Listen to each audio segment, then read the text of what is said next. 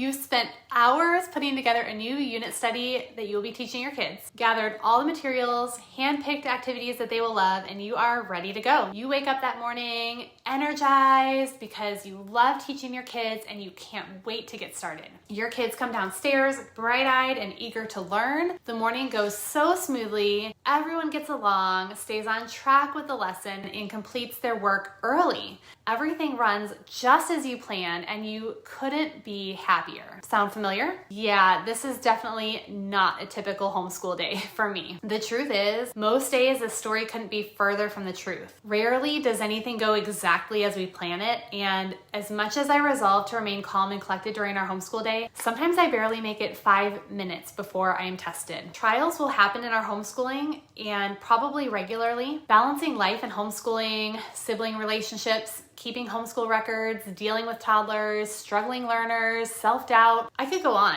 We experience it all. Homeschooling isn't always fun, but we can keep our joy through even the trials. If you ask a friend or look up support online, you'll get the standard answers for how to reset after a long homeschooling day or week. You'll hear, take a break from school for a day, or make sure you focus on self-care, exercise, spend time on a hobby, zone out with a favorite show. There's nothing wrong with this advice. They all certainly provide a temporary means of escape, a chance to regroup, and sometimes you need that until the next trial comes, or the next sibling fight breaks out, or the next child refuses to do any more work that day. God can certainly work through the temporary fixes, but if we only fill our bucket with things from this world and our own efforts, we will always be lacking when the next hard day comes. Instead, if we fix our eyes on Christ and draw on His love and strength, we'll realize a deeper joy that lasts, even through the hard days when we want to give up. One thing that I remind myself is that trials are simply opportunities meant for our good and God's glory. Romans 5:3-5 says, "Not only so, but we also glory in our sufferings, because we know that suffering produces perseverance,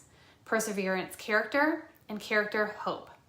And hope does not put us to shame, because God's love has been poured out into our hearts through the Holy Spirit who has been given to us." Struggle is necessary for growth. In fact, 1 Thessalonians 5:16 tells us to be joyful always. Note that it doesn't tell us to always be happy. Joy doesn't equal happiness. Rather, it requires us to change our mindset and keep an eternal perspective on our circumstances. Being joyful always requires us to take the opportunities God gives us to lean on Him, learn what He wants us to learn, and grow. When we allow God to restore us, we will experience a joy that we can't find anywhere else. And as much as we cherish all of our moments with our kids, homeschooling will not always be enjoyable. Homeschooling is hard, but Jesus is the source of our joy.